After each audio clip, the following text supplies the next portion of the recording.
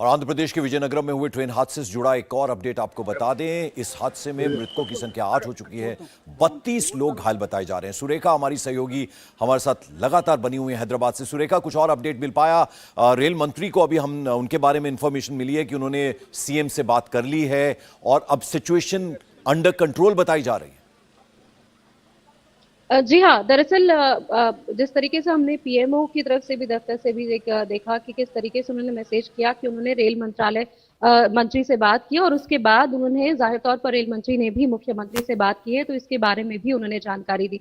जहां तक अगर हम घटनास्थल की अगर बात करते हैं तो कुछ जो लोग जो ट्रेन में सवार थे अब वो धीरे धीरे जो उतर के बाहर आ रहे हैं, घायल अवस्था में रोते बिलखते हुए भी हम लोग को कुछ दृश्य दिख रहे हैं। और जबकि कुछ महिलाएं जो है बहुत ही ज्यादा दर्दनाक दृश्य जो है वो बता रही हैं कि किस तरीके से वो अंदर बैठे हुए थे। 28 लोग जो है शादी अटेंड करने गए थे और वापसी में थे जब ये हादसा हुआ और ज्यादातर बच्चे जो है उनके साथ थे और वो बच्चों को बहुत बुरी तरीके से गंभीर रूप से घायल हुए हैं। उनका कहना था कि उनके साथ में जो बच्चे थे उनमें से किसी का पैर कट गया है, हाथ जो है वो टूट गया है, किसी के कमर में काफी बुरी हालत से चोट लगी है कि वो बच्चे खड़े भी नहीं हो पा रहे हैं। उनको अस्पताल लेकर जाया गया है लेकिन वो खुद नहीं जानते कि वो कहाँ पर उनको लेकर जाया गया है। तो काफी ज्यादा इस तरीके से दृश्य बता रहे हैं। और जबकि एक व्यक्ति ने ये भी बताया कि वो किस तरीके से ऊपर जो है लेटे हुए थे और एकदम से जैसे ही हुआ तो ऊपर से सीधा वो नीचे गिरे और महिलाएं थी वो भी नीचे गिरी और उनके ऊपर वो गिर गए।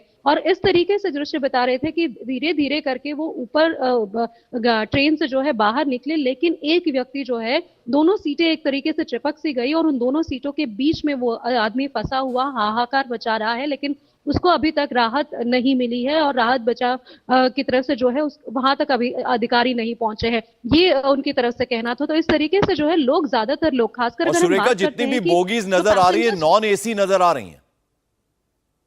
जी, और क्योंकि पैसेंजर ट्रेन है और दूसरी बात यह है कि पैसेंजर ट्रेन में कई लोग ऐसे भी सवार होते हैं जो बुकिंग नहीं करते हैं, जो क्योंकि कुछ घंटों की जर्नी होती है तो वो इसीलिए उनके बारे में आधिकारिक तौर पर कि कौन से पैसेंजर है, कितने पैसेंजर घायल हुए, टिकट नहीं होने की वजह से उनके नाम वगैरह के बारे में ज्यादा जानकारी ये भी नहीं मिल पा रही है। उसमें भी जो है काफी विलंब भी हो रहा है या फिर उनके बारे में जानकारी पुख्ता तौर पर मिलने में थोड़ी सी उसमें भी जो है देरी हो रही है। लेकिन जिस तरह से हम बात कर रहे थे कि ज्यादातर लोग तेलुगु है, क्योंकि विशाखापट्टनम और रायगढ़ पलासा अगर हम बात करते हैं तो बॉर्डर इलाका है। श्रीकाकुलम, विजयनगरम, विशाखापट्टनम ये सारा बॉर्डर इलाका माना जाता है। तो जाहिर तौर पर जो लोग हैं ज्यादातर तेलुगु भाषी है और आंध्र प्रदेश से ही रहने वाले हैं और पैसेंजर ट्रेन है। लेकिन एक चीज और जो हमें स्थानीय लोग बता रहे थे कि थोड़ी सी राहत की बात ये रही कि क्योंकि अभी दशहरा खत्म हुआ है तो ज्यादातर लोग जो गांव से या फिर जो ट्रैवल करते हैं पैसेंजर ट्रेन में उनकी संख्या कम थी और आज क्योंकि रविवार था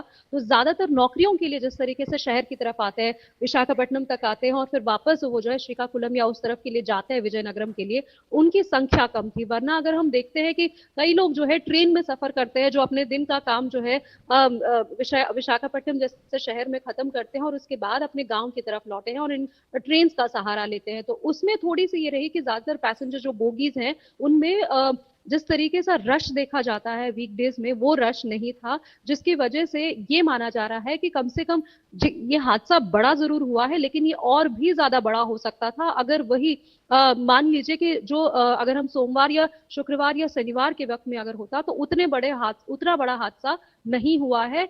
रविवार होने की वजह से कम लोग रहे, इस वजह से थोड़ी सी राहत जो है वो हुई कि कम से कम जो मृतकों की संख्या या घायलों की संख्या जो है वो थोड़ी कम दिख रही है। बिल्कुल, और रेलवे के हेल्पलाइन नंबर भी जारी कर दिए गए हैं रेलवे की तरफ से और रेल मंत्री अश्विनी वैष्णव ने सीएम जगनमोहन रेड्डी से बात कर ली है और मृतकों के परिजनों को 10-10 लाख रुपए मुआवजे का ऐलान किया गया है। और जो घायल लोग हुए हैं जिनकी जो नंबर है वो लगभग 32 बताया जा रहा है अभी तक। हालांकि ये संख्या बढ़ सकती है, जैसा कि हमारी सहयोगी सुरेखा बता रही थी। कुछ लोगों को गंभीर चोटें भी आई हैं। नजदीकी अस्पताल में फौरन एम्बुलेंस के जरिए उन्हें रवाना कर दिया गया है।